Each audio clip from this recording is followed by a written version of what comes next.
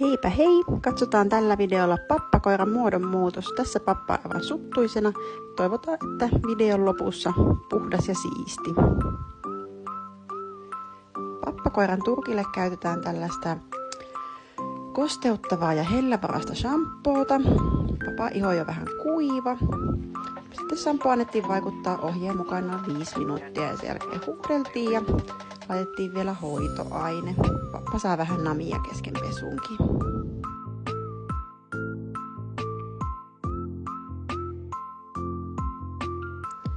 Sitten tuijotellaan hetki toisiamme ennen föhnausta.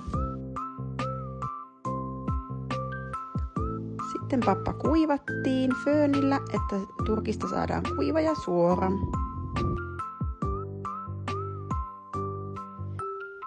Pesun ja föönauksen ja pienen siistimisen jälkeen meidän on taas siisti ja puhdas pappa. Hän on niin söpö, että hän saa paljon namia.